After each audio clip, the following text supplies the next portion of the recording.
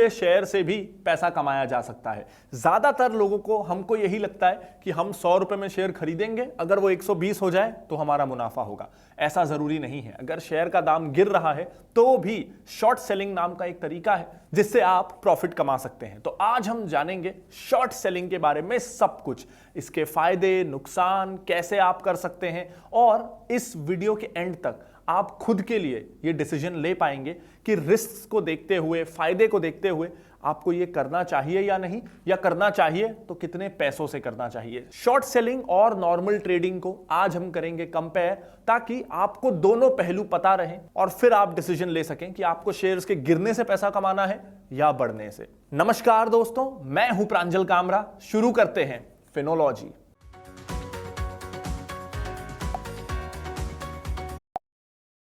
पहले हम normal trading की बात करते हैं। तो नॉर्मली शेयर बाजार में ट्रेडिंग कैसे होती है? आपने कोई शेयर 100 रुपए में खरीदा इस उम्मीद में कि ये बढ़ेगा, आपको ऐसा लगता है कि उसका दाम बढ़ेगा, तो वो शेयर के आप पैसे देते हैं और वो शेयर आपके डीमैट अकाउंट में आ जाता है। अगर आप बिल्कुल ही नए हैं और इस वीडियो को देख रहे हैं तो ट्रेडिंग और डीमैट अकाउंट क्या होता है, शेयर बाजार में ट्रेडिंग कैसे शुरू की जा सकती है, उसके लिए आप इस वीडियो को जरूर देख लीजिएगा। इसका लिंक ऊपर कार्ड पे और इस वीडियो के डिस्क्रिप्शन में मिल जाएगा। तो नॉर्मली हम जब शेयर खरीदते हैं तो इस उम्मीद से खरीदते हैं कि इसका दाम बढ़ेगा, और जब बढ़ेगा तो आज हम खरीद लेते हैं, बढ़ने के बाद हम बेच देंगे, हमारा मुनाफा हो जाएगा।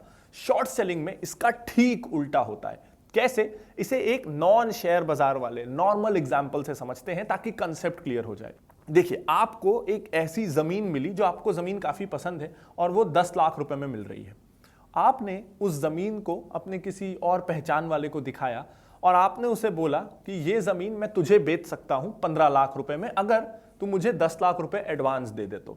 अब आपके दोस्त को वो जमीन पसंद आई, उसने बोला ठीक है, मैं 10 लाख रुपए तुझे एडवांस दे देता हूं, लेकिन मेरे को 1 महीने के बाद ये जमीन चाहिए। तो आपको 10 लाख रुपए मिल गए।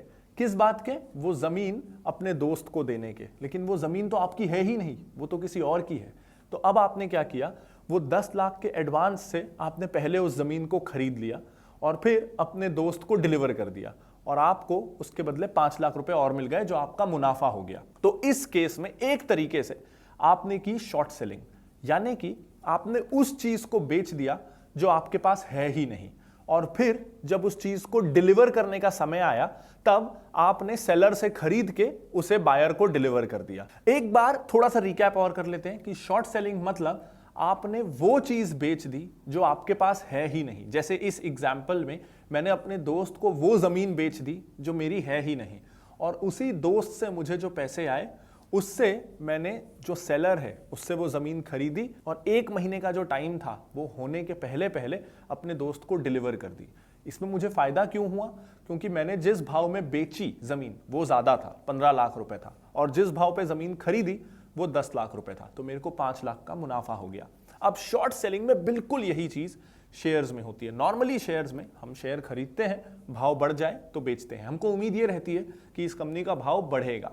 वहीं शॉर्ट सेलिंग में हम आज शेयर को बेच देते हैं ये सोच के कि इस शेयर का भाव गिरेगा, तो जब भाव गिरेगा तब मैं इसे खरीद लूंगा, और जो डिफरेंस होगा वो मेरा मुनाफा हो गया। जैसे मुझे लग रहा है आज कोई शेयर 100 रुपए पे है और शाम तक हो सकता है ये शेयर 90 रुपए का हो जाए, तो मैं शाम को इसे खरीद लूंगा 3 बजे, अभी मैं इसे बेच देता हूं। तो अभी मैंने 100 रुपए में उसे बेच दिया, शाम को 90 रुपए पे खरीद लिया, तो मेरा 10 रुपए का मुनाफा हो गया। हाँ, अगर वो शेयर गिरता नहीं है, वो बढ़ जाता है, 100 के बदले 105, 110 हो जाता है, तो मेरे को उसे 110 पे जब मैं खरीदूंगा, तो मैंने 100 पे बेचा था, 110 पे खरीदा, तो मुझे 10 रुपए का नुकसान हो गया। तो शॉर्ट सेलिंग में भी जैसे नॉर्मल ट्रेडिंग होती है, फायदा नुकसान दोनों हो सकता है, शॉर्ट सेलिंग में भी फायदा नुकसान दोनों हो सकता है। अब बहुत सारे स्पेसिफिक सवाल आ रहे होंगे आपके मन में कि ये कैसे होता है, जो शेयर मेरे पास है ही नहीं मैं उसे बेच कैसे सकता हूं, कितने दिनों के लिए ये सब हो सकता है? तो बहुत सारे डाउट्स होंगे। तो चलिए एक एक करके आपके सारे सवाल जो मन में उठ रहे होंगे, मुझे पता है, उन्हें सॉल्व करते हैं। तो पहला सवाल तो ये है कि शॉर्ट सेलिंग कैसे की जाती है। तो अब शॉर्ट सेलिंग के 2 मैकेनिज्म्स हैं, एक है इंट्राडे, एक है शॉर्ट टर्म। इंट्राडे में क्या होता है कि आपको आज ही शेयर को बेचना है, यानी इसे एक एग्जांपल से समझते हैं कि आज मान लीजिए किसी कंपनी का, जैसे हम सोच लेते हैं डीमार्ट का रिजल्ट आने वाला है। आपको लगता है कि 12 बजे रिजल्ट आने वाला है और ये रिजल्ट अच्छा नहीं आएगा, तो 12 बजे रिजल्ट का टाइम है, आप 11 बजे वो शेयर खरीद लेते हैं क्योंकि आपको उम्मीद है जैसे ही रिजल्ट आएगा तो ये शेयर का भाव गिरेगा। तो आपने 1000 रुपए में मान लीजिए डीमार्ट का शेयर खरीद लिया, 12 बजे रिजल्ट आया और दाम गिर के 900 रुपए हो गया। तो 900 रुपए में 12 बजे के बाद आपने उस शेयर को खरीद लिया, तो आपको 100 रुपए का मुनाफा हो गया। अब ये है इंट्राडे, यानी इसमें जो आप शेयर बेच रहे हैं, जो आपके पास है ही नहीं, वो उसी दिन शाम के पहले पहले आपको खरीद लेना है। यानी आपको शॉर्ट सेलिंग करने का टाइम केवल उसी दिन का, उस एक दिन का ही मिल रहा है। ऐसा नहीं है कि आपने आज बेचा और आप 2 दिन बाद खरीदने का सोचें, आपको उसी दिन खरीदना है, इसीलिए इसका नाम इंट्राडे है। अब डेफिनेटली ये सवाल उठ रहा होगा कि जो शेयर आपके पास है ही नहीं, आप उसे बेच कैसे सकते हैं। तो जैसा मैंने आपको उस घर वाले एग्जाम्पल में बताया था कि आपने बायर से पैसे आज ले लिए, जो आपसे चीज खरीद रहा है उससे पैसे आज ले लिए और उसको बोला कि मैं थोड़े दिन बाद जो चीज तुझे चाहिए वो डिलीवर कर दूंगा। तो इंट्राडे में जब आप शॉर्ट सेलिंग करते हैं तो भी कुछ ऐसा ही होता है। देखिए, आज जो शेयर आप बेच रहे हैं वो आपके पास है नहीं, लेकिन आप उसे शाम तक खरीद सकते हैं, क्योंकि एक्सचेंज को ये पता कब चलेगा कि किसने शेयर बेचा और किसने खरीदा, अगले दिन। तो सेम डे अगर आप आज ही बेचते हैं और आज ही खरीद भी लेते हैं तो आपका नेट पोजीशन 0 हो गई। यानी आपने शेयर बेचा और खरीद भी लिया, तो अब आपके पास 100 शेयर आपने बेचे, 100 खरीदे, तो आपके पास नेट क्वांटिटी हुई 0।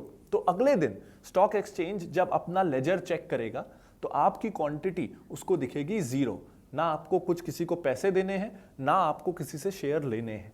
इसीलिए इंट्राडे में सेम डे ही आप शॉर्ट सेलिंग कर सकते हैं। अब इसके साथ एक और सवाल आता है, मान लीजिए आपने 100 रुपए में कोई शेयर को बेचा, अब वो दिन के अंत तक आपको लगा था कि वो गिरेगा, वो 90 रुपए हो जाएगा, लेकिन वो बढ़ के 110 हो गया।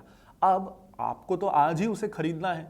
अगर आप नहीं खरीदेंगे तो क्या होगा, क्योंकि अगर आप खरीदते हैं तो आपको 110 में खरीदना पड़ेगा और बेचा था 100 में, तो 10 रुपए का नुकसान। तो नहीं खरीदेंगे तो क्या होगा। देखिए, 3:30 तक मार्केट चालू रहता है। कई ब्रोकर्स का 3:10 का ऑटो स्क्वायर ऑफ का टाइम है, 3:20 का ऑटो स्क्वायर ऑफ का टाइम है। यानी अगर आप नहीं खरीदेंगे तो 3:20, 3:15, 3:10 के आसपास ब्रोकर अपने आप आपके लिए वो शेयर्स खरीद देगा जिस भी दाम पे उस समय वो शेयर चल रहा होगा, और आपके अकाउंट से उतने पैसे वो काट लेगा। यानी अगर आपने सुबह 100 रुपए में इंट्राडे में शेयर को शॉर्ट किया तो 3:20 के पहले पहले आपको उसे खरीद लेना है। अगर नहीं हुआ तो 3:20 को ब्रोकर जिस दाम पे वो शेयर चल रहा होगा, 120, 150, जिस भी दाम पे चल रहा होगा, उतने पैसे आपके अकाउंट से काटेगा। अगर आपने 100 शेयर बेचे थे तो 100 शेयर इंटू 150 रुपए, ये पैसे वो आपके अकाउंट से काटेगा और आपके लिए शेयर्स अपने आप खरीद लेगा, और आपको जितने दाम पे एक्स्ट्रा आपने वो शेयर खरीदा है उतने का नुकसान हो जाएगा। अब मान लीजिए कि आपके अकाउंट में तो पैसे ही नहीं है, तो ब्रोकर कैसे करेगा, आपके अकाउंट से पैसे कैसे काटेगा। ऐसे में अगर आपके अकाउंट में कोई बाकी शेयर्स पड़े हुए हैं तो कुछ दिनों की मोहलत देगा ब्रोकर आपको, नहीं तो वो सारे शेयर्स जो आपके अकाउंट में हैं उनको वो नीलाम करके अपने पैसे वसूल लेगा। तो इसीलिए ये बहुत जरूरी है कि शेयर का कोई भी दाम चल रहा हो, चाहे आपको लॉस हो रहा हो, फिर भी 3:20 के पहले पहले अगर आपने इंट्राडे शॉर्ट सेलिंग की है तो आप खरीद जरूर लें जो शेयर्स आपने बेचे हुए हैं, ताकि दिन के अंत में आपकी नेट पोजीशन 0 हो जाए और आपको किसी को कुछ डिलीवर करना है ऐसी लायबिलिटी ना रहे। तो इसे कहते हैं स्क्वायर ऑफ करना। तो ये दिन के अंत के पहले पहले आपको कर लेना है।